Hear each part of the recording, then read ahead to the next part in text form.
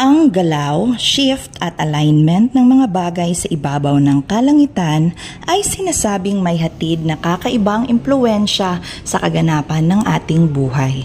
Indeed, we somehow believe that our destiny and fate is already written in the stars. For today's video, alamin at pag-usapan natin ang mga kaganapan sa kalangitan sa buwang ito ng Agosto. August may be inauspicious dahil nga ito ay Ghost Month, but there's still a lot of things na makapagbibigay sa atin ng dagdag na pag-asa at motivation to have a better month ahead.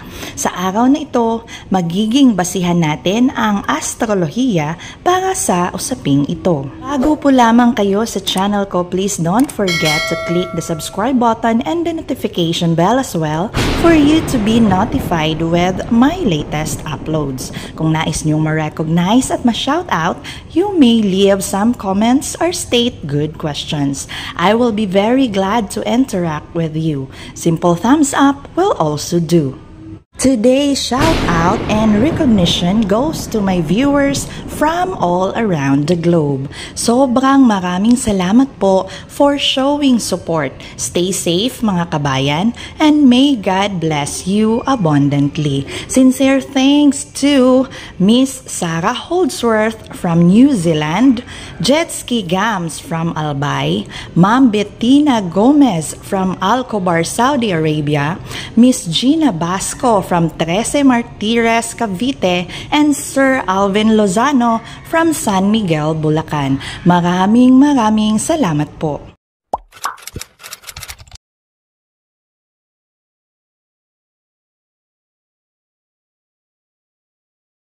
Back to our topic, unang pag-usapan natin ang swerteng handog ng full moon this August. Sa August 19, 2024, isang napakaganda at extraordinaryong full moon ang i-display ng kalangitan. It will be a supermoon, full sturgeon full moon, and a blue moon at once. Ang kalapitan ng buwan sa ating mundo na siyang dahilan ng mga malalaking full moon will also provide us greater force and energy. Naniniwala ka ba sa manifestation? Ang rare full moon sa buwang ito ng Agosto ang maaaring makapagbibigay katuparan sa long-term goals na mina-manifest mo.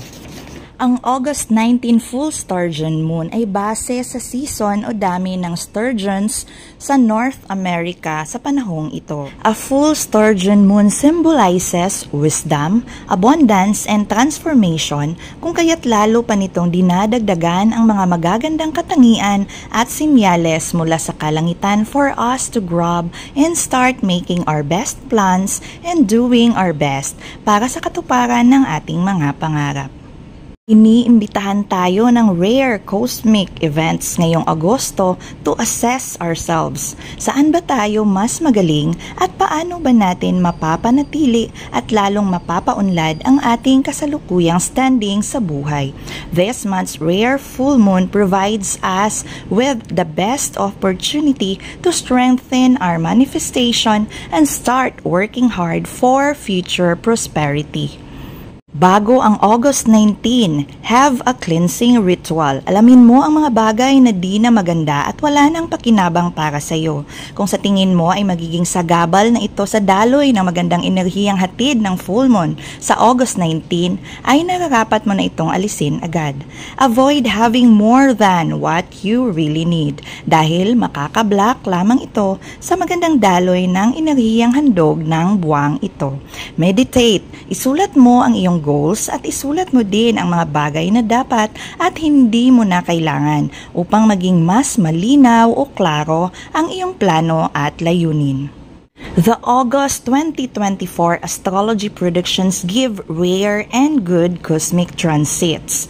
Virgo season will start on August 22, kaya huwag kang magtaka kung biglang mag-iba ang approach mo sa bawat bagay at pangyayari dahil ito sa shift ng enerhiya na hatid ng pag-uumpisa ng Virgo season. The Sun enters Virgo on August 22, magiging mas organized at tila perfectionist mood on tayo sa panahong ito. Ito ang hatid ng pag-welcome natin sa Virgo season. Kahapon, August 4, Venus enters Virgo, kaya pansin mo na ang biglang pagseseryoso ng lahat towards finding a real true love. Mercury retrogrades Virgo in August 5, kung kaya't magiging mas focus at mitikuloso tayo sa bawat hakbang natin sa buhay sa panahong ito. Ito ang isa sa magandang impluwensya ng Virgo sa buwan ng Agosto. Maaaring mabibigyan natin ng pansin ang mga bagay na dati ay wala sa spotlight at mas makikita natin kung saan nagkulang o ano ang mali sa mga dati nating plano at gawain. Ngunit guguluhin ulit tayo ng isa pang cosmic occurrence sa August 14. Mercury retrogrades moves to Leo. Ito ay magiging panahon kung saan bigla na namang mabubuhay bigla ang mga natabunang emosyon at pangyayari ng ating buhay. Mga ex na biglang magpaparamdam o maaalala mo ulit. Mga long-time friends ang biglang susulpot at ang paglitaw muli ng mga dati mong pangarap sa buhay.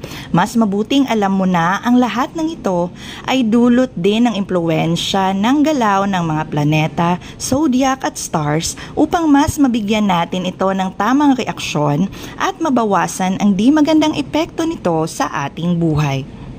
Juno enters Libra on August 9. Kung may plano kang mag-propose, ito na ang pinakamagandang araw para sa wedding proposals.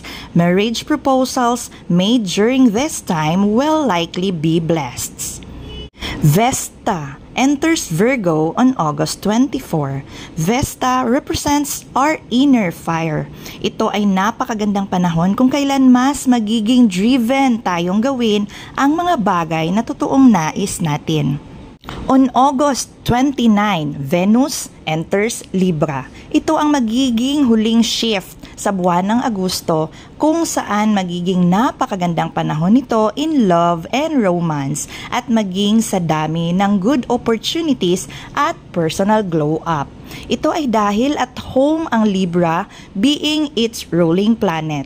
Venus in Libra excels at balancing giving and receiving, attracting good fortunes and blessings. May mga bagay na alam at ramdam nating may iba yung halaga at epekto sa ating buhay. Subalit minsan, kulang tayo sa eksplanasyon at tamang kaalaman upang mabigyan ng tamang kahulugan ang bawat isiping ito. Let's continue to strive and be better habang nilalakbay natin ang buhay natin dito sa mundo. Respeto at kabutihan ang mga pinakamagandang bagay na pwede nating gawing mantra upang mas i-bless at magtagumpay pa sa buhay. Thank you so much for always watching.